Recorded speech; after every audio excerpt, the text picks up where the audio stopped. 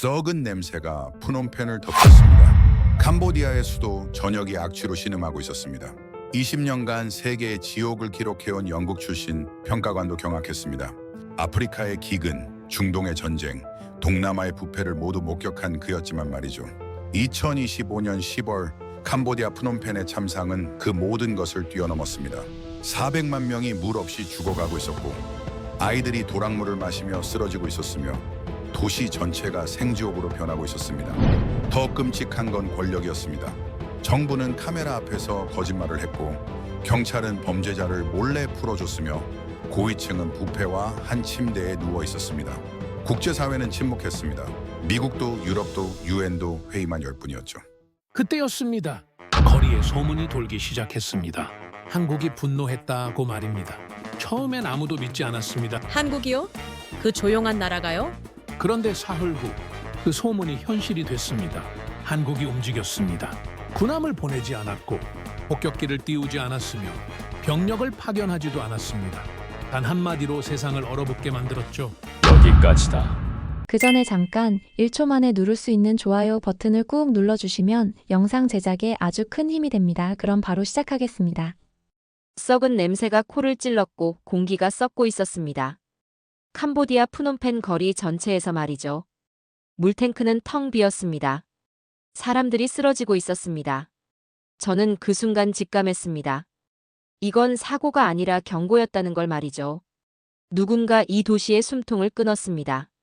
이게 대체 누구 짓입니까? 그 답을 듣는 순간 저는 전율했습니다. 저는 마이클 스톤입니다. 영국 출신이고요. 국제개발 분야에서 20년 넘게 일했습니다.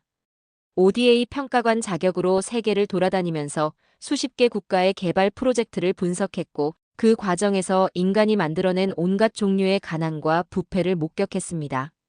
아프리카의 기근, 중동의 전쟁 폐허, 동남아시아의 부패한 권력까지 모두 기록했죠. 웬만한 참상에는 놀라지 않게 된 지 오래였습니다. 그런데 2025년 10월 푸놈펜에서 제가 목격한 광경은 20년 경력을 통틀어 가장 충격적인 것이었습니다. 공항을 빠져나오는 순간부터 도시의 공기가 달랐습니다. 평소 같으면 오토바이 소리와 노점상들의 호객 소리로 시끄러웠을 텐데 거리는 기묘할 정도로 조용했고 사람들의 눈빛에는 두려움이 가득했습니다. 호텔에 짐을 풀자마자 저는 곧바로 시내로 나갔고 그때 비로소 이 도시가 어떤 상황에 처했는지 온몸으로 느낄 수 있었습니다. 푸놈펜 전역에 물이 끊긴 지 이틀째였습니다. 대규모 정전이 먼저 발생했고 그 여파로 상수도 펌프 시스템이 완전히 마비되면서 400만 인구가 단 한 방울의 깨끗한 물도 공급받지 못하는 상황에 놓였던 겁니다. 물탱크는 바닥을 드러냈고 수도꼭지를 아무리 틀어도 한 방울도 나오지 않았으며 거리 곳곳에서는 사람들의 곡소리가 끊이지 않았습니다. 아이들이 도랑의 더러운 물을 마시고 있었고 식수 트럭 앞에서는 어른들이 평소 가격의 10배가 넘는 돈을 주고 물을 사려 했으면 병원 복도에는 탈수 증세로 쓰러진 환자들이 링거를 맞으며 누워 있었습니다. 저는 그 광경을 보면서 20년간 축적해온 전문가로서의 냉정함이 흔들리는 걸 느꼈습니다. 도시 하나가 통째로 기능을 멈춘다는 게 이론적으로는 가능하지만 실제로 그 현장에 서 있으니 공포 그 자체였습니다. 학교는 문을 닫았고 상점들은 셔터를 내렸으며 거리에는 쓰레기가 쌓였고 하수구에서는 악취가 치솟았습니다. 40도를 넘나드는 열기 속에서 푸놈펜이라는 도시 전체가 썩어가고 있었던 겁니다. 그날 저녁 현지 통역사를 통해 흥미로운 이야기를 들었습니다. 최근 한국인 스캠 피해자들이 대규모로 송환됐고 거리에서는 한국 정부가 분노했다는 소문이 퍼지고 있다는 거였죠.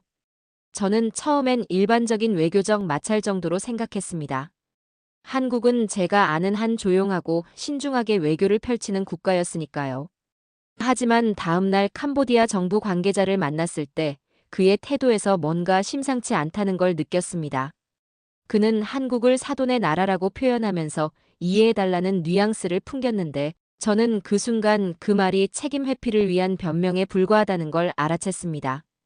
며칠이 지나면서 상황은 더욱 기묘하게 전개됐습니다. 주캄보디아 한국 대사관 인근에 경찰 병력이 배치됐고 합동조사단이 투입될 거라는 소문이 돌았으며 도시 전체에 긴장감이 흐르기 시작했습니다. 20년간 원조 현장을 다닌 제 경험으로는 이런 분위기가 매우 낯설었습니다. 보통 원조국과 수혜국 사이의 갈등은 조용히 해결되는 게 일반적이니까요. 그런데 지금 푸놈펜에서 벌어지는 일은 차원이 달랐습니다. 결정적인 순간은 어느 날 밤 호텔 로비에서 찾아왔습니다. 현지 언론인이 제게 조심스럽게 다가와서 한국 정부가 캄보디아에 3가지 조건을 제시했다는 정보를 전해줬습니다. 원조국이 수혜국에게 조건을 내건다는 것, 그것도 요구 형태로 말입니다. 저는 20년 경력 동안 그런 사례를 본 적이 없었습니다. 제 손이 떨렸고 등골이 오싹해졌습니다. 한국이라는 나라가 지금 전례 없는 일을 벌이고 있다는 확신이 들었던 겁니다. 그날 밤 저는 잠을 이룰 수 없었습니다. 창밖으로 보이는 푸놈펜의 하늘은 정전으로 인해 칠흑같이 어두웠고 그 어둠 속에서 저는 깨달았습니다. 이건 단순한 외교 마찰이 아니라 훨씬 더 근본적인 무언가의 시작이라는 것을, 그리고 한국이라는 나라가 조용하지만 단호하게 움직이기 시작했다는 것을 말이죠. 다음 날 아침 호텔 로비의 텔레비전에서 태국 채널 뉴스가 속보를 내보내고 있었습니다. 화면 하단에 붉은 자막이 흘렀죠. 한국, 캄보디아의 3가지 조건 제시라는 문구였습니다. 저는 커피를 마시다 말고 화면에 시선을 고정했습니다. 20년간 국제개발 분야에서 일하면서 원조국이 수혜국에게 조건을 제시하는 경우는 봤지만 이렇게 공개적으로, 그것도 뉴스 속보로 나가는 건 처음이었습니다. 호텔을 나서자마자 저는 현지 기자들이 모여있는 프레스센터로 향했습니다. 그곳은 이미 난리가 난 상태였죠. 각국 특파원들이 전화기를 붙들고 본국의 상황을 보고하고 있었고, 캄보디아 정부 관계자들은 긴급 회의를 소집하느라 분주했으며 공기 전체가 긴장으로 팽팽했습니다. 저는 그 혼란 속에서 한국 측이 제시했다는 문서 사본을 입수할 수 있었고, 그 내용을 읽는 순간 제 손이 떨리기 시작했습니다. 첫 번째 요구는 합동 스캠 단속팀 구성이었습니다. 그런데 일반적인 자문단 파견이 아니었습니다. 한국 측이 직접 현장에 투입되어 작전을 주도하겠다는 내용이었죠. 20년간 원조 현장을 다니면서 저는 수많은 협력 프로젝트를 봤지만 원조국이 수혜국의 주권 영역에 직접 개입하겠다고 명시한 경우는 단 한 번도 본 적이 없었습니다. 보통은 기술 지원이나 자금 제공에 그치는 게 국제 관례니까요. 그런데 한국은 그 관례를 정면으로 깨뜨리고 있었고, 더 놀라운 건 그들이 이미 충분한 정보와 준비를 갖추고 있다는 확신이 문서 곳곳에서 묻어났다는 점이었습니다. 두 번째 요구는 더욱 놀라웠습니다. 캄보디아의 모든 중고등학교에 온라인 범죄 예방과 윤리 교육을 의무화하라는 내용이었습니다. 단순히 범죄자를 잡는 데 그치지 않고 아예 교육 시스템 자체를 바꾸라는 거였죠. 저는 그 문서를 읽으면서 감탄했습니다.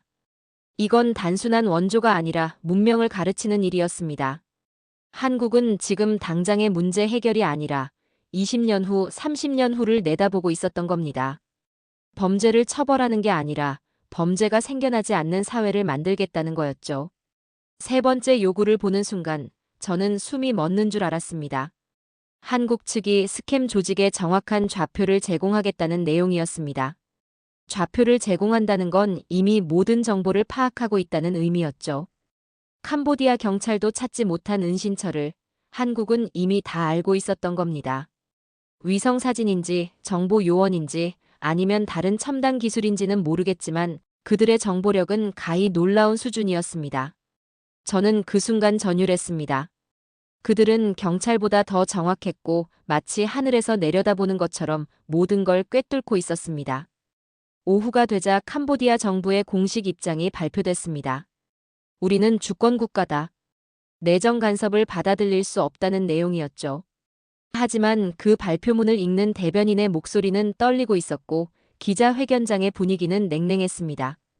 저는 뒷줄에 서서 그 광경을 지켜봤는데 캄보디아 정부가 당혹해하고 있다는 게 명백했습니다. 그들은 한국이 이렇게까지 강경하게 나올 줄 몰랐던 겁니다. 주권을 내세우고는 있지만 그 뒤에는 공포가 숨어 있었습니다. 저녁이 되어 호텔로 돌아오는 길에 거리의 분위기가 또 달라져 있었습니다. 시민들 사이에서 한국에 대한 이야기가 오가고 있었죠. 누군가는 한국이 우리를 구할 거야 라고 말했고 또 누군가는 드디어 정의가 실현되는구나라고 속삭였습니다. 저는 그 순간 깨달았습니다. 이건 단순한 외교 문제가 아니라 이미 민심이 움직이기 시작했다는 걸 말이죠. 그날 밤 저는 호텔방에서 한국이 제시한 문서를 다시 읽고 또 읽었습니다. 읽을수록 명확해졌습니다. 이건 협상서가 아니라 경고문이었고 제안이 아니라 선언이었습니다. 한국은 지금 세계의 새로운 기준을 세우고 있었습니다. 돈으로 정의를 사지 않겠다는, 원조에도 원칙이 있다는 그 단호한 선언을 말이죠. 저는 그제야 알았습니다. 진짜 힘은 소리 지르는 데서 나오는 게 아니라 침묵 속에서 원칙을 지키는 데서 나온다는 걸 말입니다. 사흘 후 한국 정부의 공식 발표가 나왔습니다.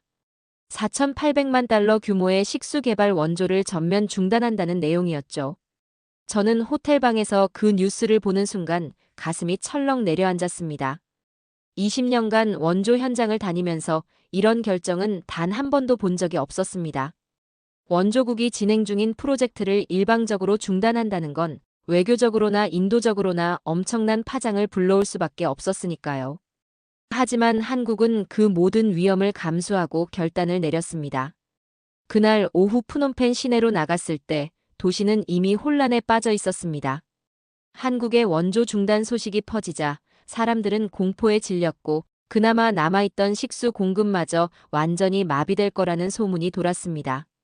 거리 곳곳에서 시민들이 쏟아져 나왔고 정부 청사 앞에는 수백 명이 모여 항해 시위를 벌이고 있었습니다.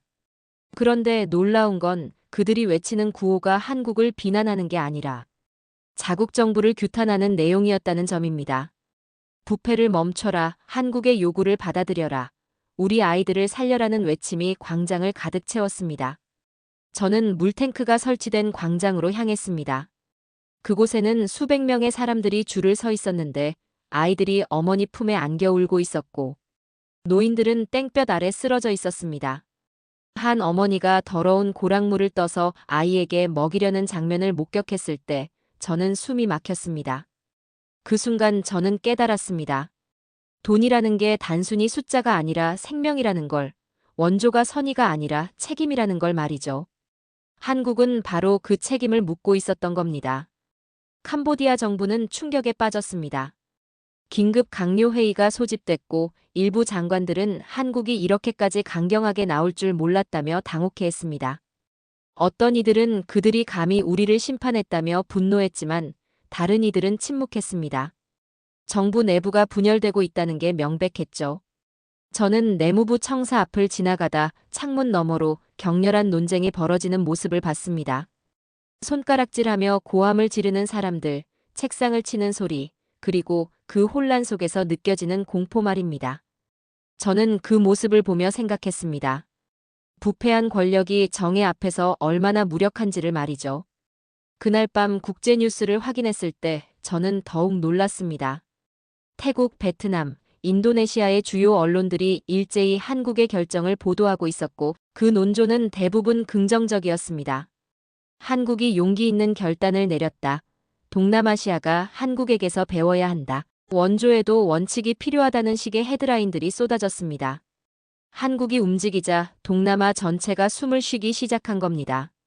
그들의 침묵이 세상의 목소리를 깨웠고 그들의 멈춤이 역사를 움직였습니다. 저는 그제야 이해했습니다. 이게 단순히 캄보디아와 한국 사이의 문제가 아니라 국제 원조 시스템 전체에 대한 도전이라는 걸 말이죠. 저는 호텔로 돌아와 일기장을 펼쳤습니다. 20년간 현장을 기록해온 습관이었죠. 그날 밤 제가 쓴 문장은 이것이었습니다. 한국은 돈으로 정의를 사지 않았다. 정의를 위해 돈을 멈췄다. 그 문장을 쓰면서 저는 전율했습니다. 이건 제재가 아니었습니다. 새로운 시대의 시작이었고 원조의 패러다임이 바뀌는 순간이었습니다. 돈줄이 끊기자 거짓의 뿌리가 드러났고 정의는 뜨겁지 않았습니다. 오히려 얼음처럼 차가웠죠. 며칠간 푸놈펜 거리를 걸으며 저는 많은 생각을 했습니다. 20년간 저는 원조의 실패를 기록했고 부패를 분석했으며 가난을 관찰했습니다. 하지만 그 과정에서 저는 우리 모두는 침묵했습니다. 문제를 지적하면서도 해결하지 못했고 부패를 보면서도 방관했으며 원칙보다 관계를 우선시했습니다. 그런데 한국은 달랐습니다. 그들은 멈추었고 그 멈춤이 세상을 움직였습니다. 칼 대신 원칙으로 싸웠고 소리 대신 침묵으로 세상을 흔들었습니다. 저는 그날 이후 더 이상 단순한 목격자가 아니었습니다. 증인이 되었고 이 정의를 기록해야 한다는 사명감을 느꼈습니다. 푸놈펜의 거리에서, 물 없는 도시에서 저는 역사가 쓰이는 순간을 보고 있었습니다. 일주일이 지났을 무렵 충격적인 소식이 들려왔습니다. 한국 합동팀이 지정한 좌표에서 스캠 조직 수괴 2명을 검거하려던 작전이 실패했다는 거였죠. 검거 직전에 그들이 사라졌다는 겁니다. 더 놀라운 건 캄보디아 경찰 내부에서 그들을 미리 풀어줬다는 정보가 흘러나왔다는 점이었습니다. 저는 그 소식을 듣고 분노가 치밀어 올랐습니다. 정의보다 이익이 우선된 나라, 그게 바로 이곳의 현실이었던 겁니다. 20년간 수많은 부패를 목격했지만 이렇게 노골적으로 범죄자를 보호하는 경우는 처음이었습니다. 이틀 후 캄보디아 정부는 텔레비전 생중계를 통해 공식 해명에 나섰습니다. 내무부 장관이 직접 나와서 우리는 이미 스캠 조직 단속에 최선을 다하고 있다고 주장했죠. 그의 얼굴에는 땀이 흥건했고 목소리는 떨리고 있었지만 카메라를 향해 당당한 척 연기를 하고 있었습니다. 하지만 저는 그 말을 믿을 수 없었습니다. 왜냐하면 제가 비공식 경로를 통해 확보한 위성 사진에는 조직의 이동 흔적이 선명하게 남아 있었거든요. 차량의 움직임, 건물의 불빛 변화, 심지어 사람들이 급하게 짐을 싸서 빠져나가는 정황까지 모든 게 포착되어 있었습니다. 그들은 진실을 가리고 있었습니다. 그것도 매우 치밀하게 말입니다. 카메라 앞에서 당당하게 거짓말을 하는 그 모습을 보며 저는 20년간 목격해온 부패의 본질을 다시 한번 확인했습니다. 한국의 반응은 신속했습니다. 다음 날 한국 경찰 합동팀은 추가 인력 파견을 요청했고 동시에 협조가 이루어지지 않는다면 ODA 전면 철수를 검토하겠다는 경고를 보냈습니다. 저는 그 성명서를 읽으면서 전율했습니다. 이건 협상이 아니라 선언이었고 제안이 아니라 최후 통첩이었습니다. 한국은 한치의 양보도 없이 원칙을 밀어붙이고 있었고 그 단호함 앞에서 캄보디아 정부는 점점 더 궁지에 몰리고 있었습니다. 국제사회의 시선도 점점 한국 편으로 기울고 있었고 캄보디아 정부는 고립되어 가고 있었습니다. 그때 예상치 못한 일이 벌어졌습니다. 캄보디아 경찰 내부의 익명 요원 한 명이 한국 측에 문건을 전달한 겁니다. 저는 우연한 기회에 그 문건의 사본을 볼 수 있었는데 거기에는 내무부 고위층이 스캠 조직으로부터 뇌물을 받았다는 정황이 상세히 기록되어 있었습니다. 계좌 이동 내역, 만남의 시간과 장소, 주고받은 금액까지 모든 게 적나라하게 드러나 있었죠. 심지어 녹음 파일과 사진 자료까지 첨부되어 있었습니다. 저는 그 문건을 보는 순간 무릎에 힘이 풀렸습니다. 이건 단순한 행정적 태만이 아니라 조직적 범죄였고 국가 권력이 범죄 조직과 공모하고 있었던 겁니다. 부패의 뿌리가 얼마나 깊은지 실감할 수 있었습니다. 저는 며칠간 심각한 내적 갈등에 빠졌습니다. 20년간 저는 중립적인 평가관으로 살아왔습니다. 사실을 기록하되 판단하지 않고 관찰하되 개입하지 않는 게 제 원칙이었죠. 그게 전문가의 자세라고 배웠고 그렇게 살아왔습니다. 하지만 지금 이 상황에서 중립을 지킨다는 건 사실상 부패에 동조하는 것과 다름없었습니다. 나는 외교관이 아니지만 이건 방관할 수 없는 일이었습니다. 밤마다 호텔방에서 창밖을 바라보며 저는 스스로에게 물었습니다. 진실을 알면서도 침묵하는 게 과연 전문가의 책임인가 아니면 비겁함인가 하고 말이죠. 일주일간의 고민 끝에 저는 결단을 내렸습니다. 제가 확보한 자료와 분석을 정부 승인 없이 국제 언론에 넘기기로 한 겁니다. 20년 경력에서 처음 있는 일이었고 제 커리어에 치명적인 타격이 될 수도 있는 선택이었습니다. 하지만 저는 더 이상 분석가로 남을 수 없었습니다. 한국이 보여준 용기 앞에서 푸놈펜 거리에서 물을 찾아 헤매는 아이들 앞에서 저는 증언자가 되어야 했습니다. 그날 밤 저는 신뢰할 수 있는 국제기자 한 명에게 연락을 취했고 어두운 카페 구석에서 그에게 USB를 건넸습니다. 그의 손이 제 손을 잡았을 때 저는 알았습니다. 이제 저는 중립의 벽을 넘었고 진실은 제게 편을 요구했다는 걸 말이죠. 그 순간 제 아내 분석가는 죽었고 대신 증인이 태어났습니다. 제가 문건을 국제 언론에 넘긴 지 사흘 후 상황이 급격하게 변하기 시작했습니다. 한국 정부가 태국, 베트남, 인도네시아 경찰에 스캠 조직 관련 정보를 공유했고 네 나라가 동시에 합동 검거 작전에 돌입했다는 소식이 들려왔습니다. 이건 단순한 양자 협력이 아니라 국제 공조 수사였고 한국이 그 중심에 서 있었습니다. CNN은 한국이 아시아의 경찰이 되었다는 제목으로 특집 보도를 내보냈고 저는 그 뉴스를 보면서 20년간 목격해온 국제 협력과는 차원이 다르다는 걸 실감했습니다. 보통 국제 공조라는 게 서류상으로만 존재하고 실제로는 각국의 이해관계에 막혀 제대로 작동하지 않는 경우가 대부분인데 이번엔 달랐습니다. 일주일 사이에 48명의 스캠 조직원이 검거되어 각국으로 송환됐습니다. 한국이 제공한 좌표가 정확했고 그들의 정보력은 가히 놀라운 수준이었습니다. 캄보디아 경찰도 찾지 못했던 은신처를 한국은 위성과 첨단 기술로 이미 파악하고 있었던 겁니다. 작전이 성공할 때마다 푸놈펜 거리의 분위기가 달라졌고 사람들 사이에서 희망이 싹트기 시작했습니다. 그동안 두려움에 떨며 살았던 시민들이 이제는 고개를 들고 걷기 시작했죠. 저는 거리를 걸으면서 사람들의 표정이 달라지는 걸 목격했습니다. 절망이 희망으로, 체념이 기대로 바뀌고 있었습니다. 더 놀라운 변화는 현지 주민들의 반응이었습니다. 식수 위기를 겪던 푸놈펜 외곽의 한 마을에 한국 NGO 단체가 자발적으로 복구팀을 파견했다는 소식이 들려왔습니다. 저는 그 마을로 직접 찾아갔고 거기서 목격한 장면은 평생 잊을 수 없을 겁니다.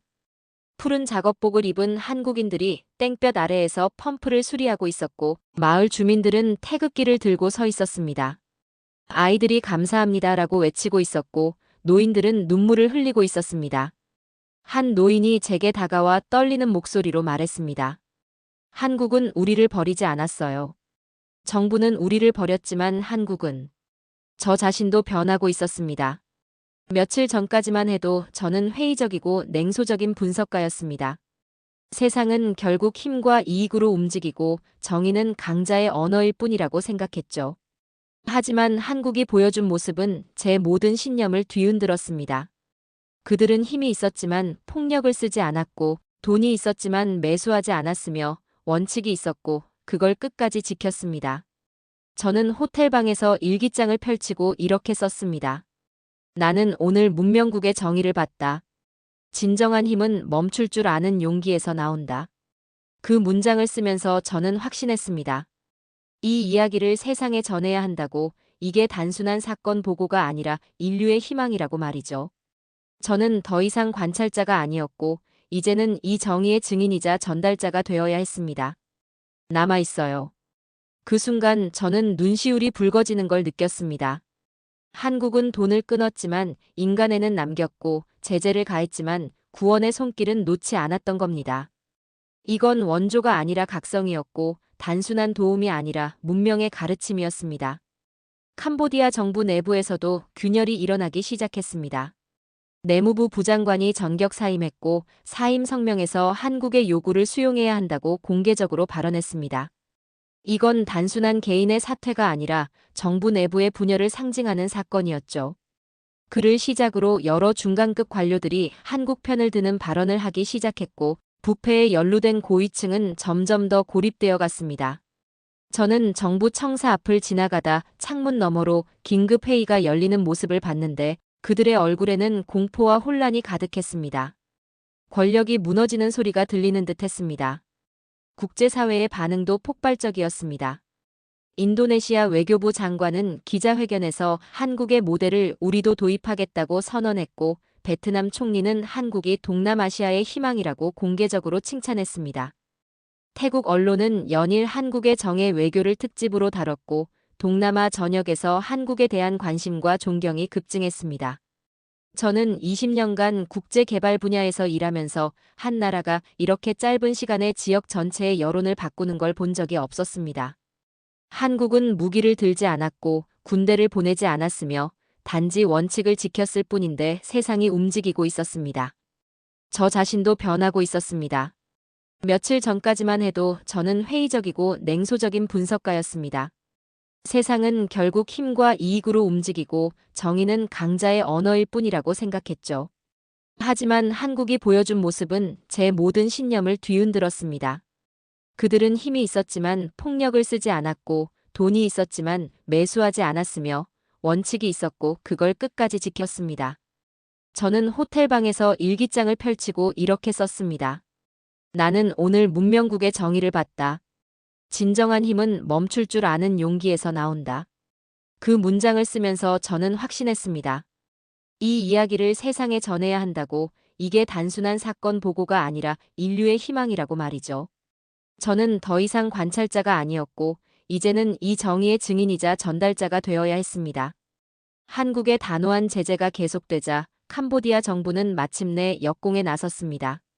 정부 대변인이 긴급 기자회견을 열고 한국의 제재는 명백한 내정 간섭이며 주권국가에 대한 모욕이라는 공식 성명을 발표했습니다. 동시에 일부 서구 언론들도 한국을 비판하기 시작했죠. 영국의 한일간지는 한국의 강압적 외교라는 제목의 사설을 실었고 프랑스 통신사는 원조를 무기화하는 위험한 선례라고 논평했습니다. 저는 그 기사들을 읽으면서 복잡한 심경에 빠졌습니다. 20년간 국제개발 분야에서 일하면서 쌓아온 제 상식으로는 그들의 비판이 일리가 있어 보였으니까요. 한국 내부에서도 논란이 일었습니다. 일부 국회의원들이 ODA 중단은 지나친 조치다. 인도적 위기를 방치하는 건 옳지 않다며 정부를 압박했다는 소식이 들려왔습니다. 저는 한국 언론 보도를 찾아보며 그 나라 내부의 갈등을 엿볼 수 있었죠. 하지만 놀라운 건 여론조사 결과 국민의 80% 이상이 정부의 결정을 지지한다는 것이었습니다. 정의로운 제재다. 원칙을 지켜야 한다. 부패에 타협하면 안 된다는 댓글들이 포털 사이트를 가득 채우고 있었습니다. 저는 그 광경을 보며 감탄했습니다. 정치권은 흔들렸지만 국민은 흔들리지 않았고 그 국민의 힘이 정부를 떠받치고 있었던 겁니다. 그때 예상치 못한 자연재해가 푸놈펜을 덮쳤습니다. 대규모 폭우가 이틀간 쏟아지면서 도시 전체가 물에 잠겼고 하수구가 넘쳐 오염된 물이 거리로 역류했습니다. 식수 공급 시스템이 마비된 상태에서 폭우까지 겹치자 상황은 더욱 참혹해졌습니다. 저는 우산을 쓰고 거리를 걸으면서 목격했습니다. 아이들이 흙탕물 속에서 허우적대는 모습을, 노인들이 침수된 집에서 울부짖는 광경을 말이죠. 그런데 한국의 원조는 여전히 멈춰 있었습니다. 저는 그 순간 혼란스러웠습니다. 이게 과연 옳은 일인가? 원칙을 지키는 것과 사람을 구하는 것 중 무엇이 더 중요한가 하는 의문이 들었죠. 폭우가 내리던 그날 밤, 저는 우연히 한국 대사관 건물 근처를 지나가게 됐습니다. 3층 회의실 창문으로 불빛이 새어나오고 있었고 그곳에서 긴급 회의가 열리고 있다는 걸 직감할 수 있었습니다. 비에 젖은 채 멀리서 그 불빛을 바라보는데 대사관 앞 깃대에 태극기가 폭우 속에서도 펄럭이고 있었습니다. 젖어서 무거워졌을 텐데도 바람에 나부끼는 그 모습이 저에게 말하고 있었습니다. 이건 폭풍이 아니라 시험이라고, 흔들림 없는 원칙의 시험이라고 말이죠. 다음 날 한국 외교단의 비공식 입장이 언론을 통해 흘러나왔습니다. 우리는 후퇴하지 않는다. 이건 원칙의 문제다. 단 한 문장이었지만 그 무게감은 어떤 장문의 성명서보다 무거웠습니다. 비난이 쏟아지고 있었지만 그들은 단 한 발자국도 물러서지 않았습니다. 국제 여론이 갈라지고 있었지만 그들의 눈빛은 흔들리지 않았습니다. 저는 그제야 깨달았습니다. 정의는 고요 속에서 빛나고 진짜 힘은 침묵 속에서 나온다는 걸 말이죠.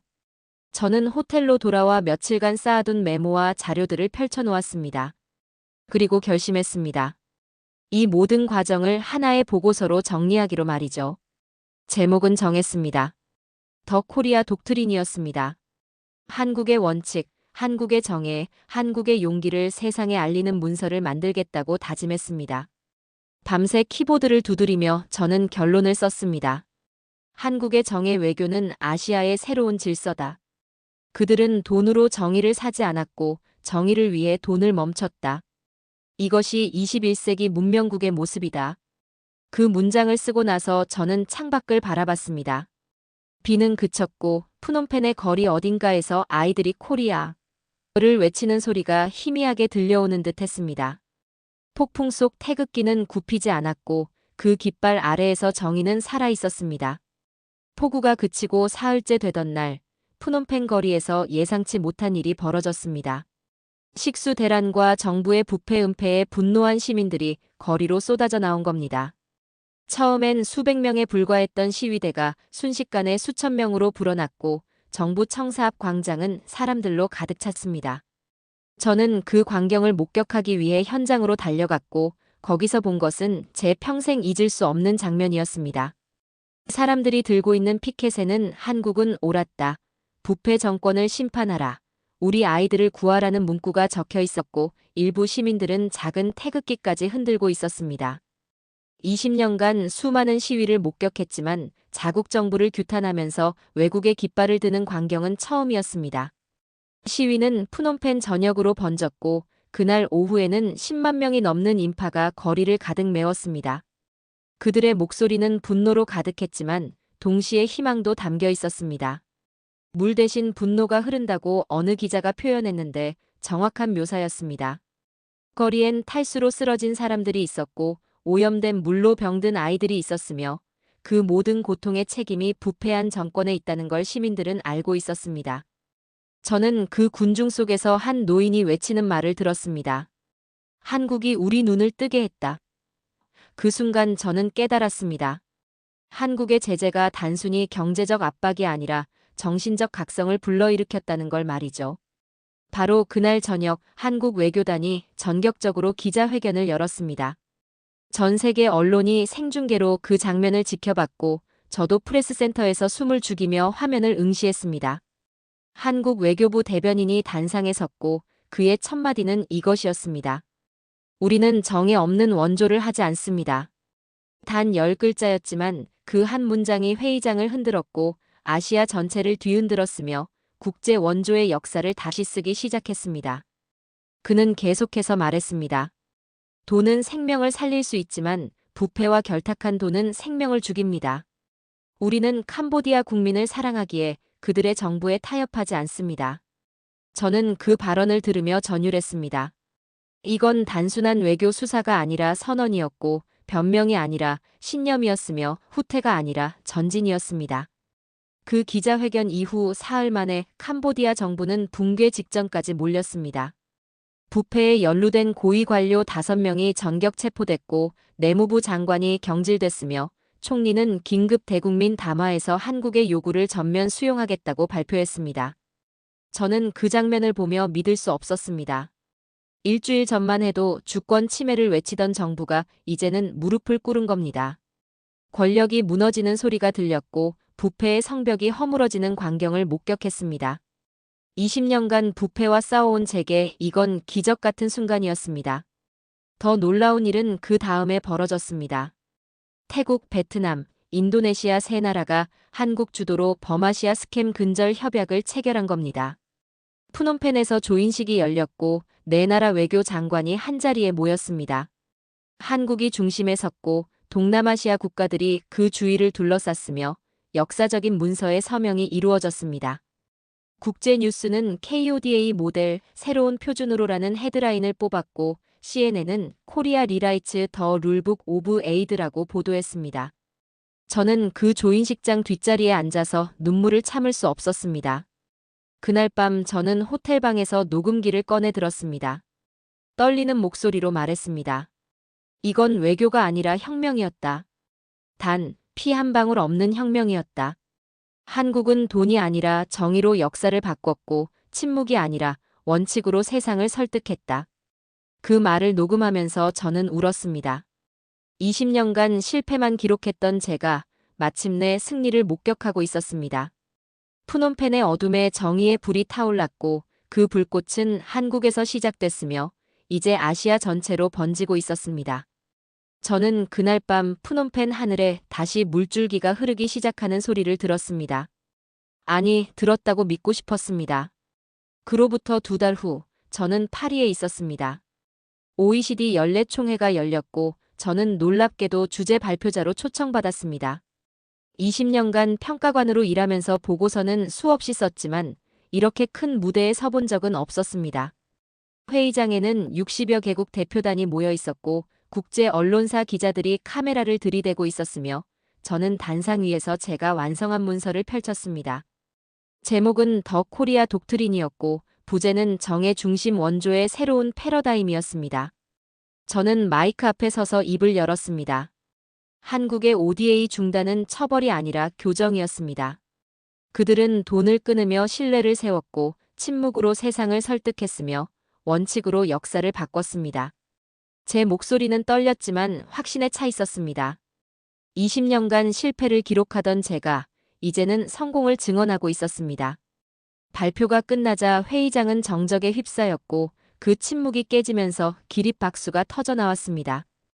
60여 개국 대표들이 일어나 박수를 보냈고 일부는 눈물을 흘리고 있었습니다. 저는 그 순간 깨달았습니다. 세상이 한국의 용기에 감동했고 정의의 힘을 믿기 시작했다는 걸 말이죠. 회의 마지막 날 참가국들은 공동 선언문을 채택했습니다.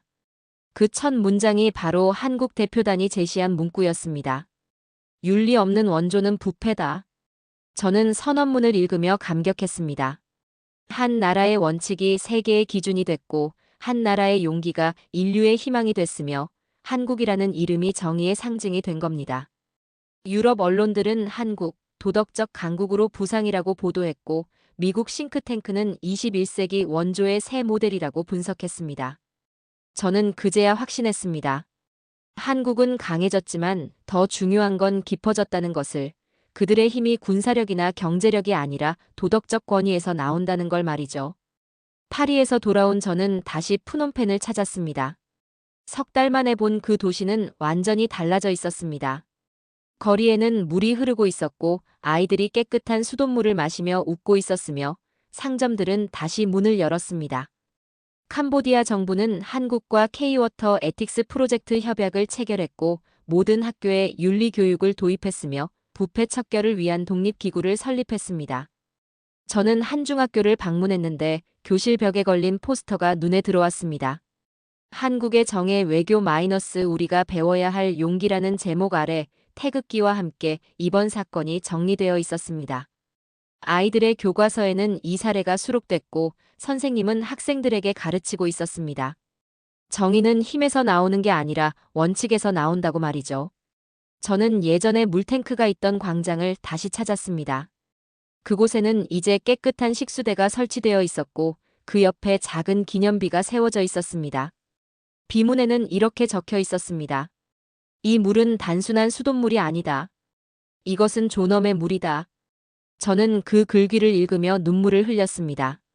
한국이 멈춘 물줄기가 다시 흐르고 있었고 그 물은 이전보다 더 깨끗했으며 더 귀했고 더 의미 있었습니다. 그날 밤 호텔방에서 저는 마지막 일기를 썼습니다. 우리는 오랫동안 원조라는 이름으로 침묵을 줬다. 문제를 보고도 외면했고 부패를 알면서도 돈을 보냈으며 원칙보다 관계를 우선시했다.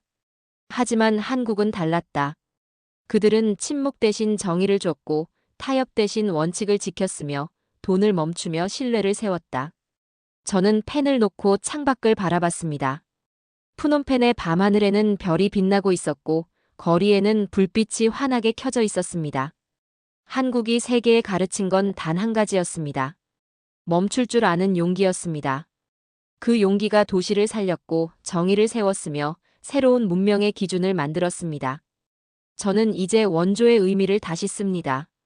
진짜 원조는 주는 게 아니라 바로잡는 것이고 진짜 강국은 싸우는 나라가 아니라 원칙으로 세상을 변화시키는 나라입니다. 그 이름이 대한민국이었습니다.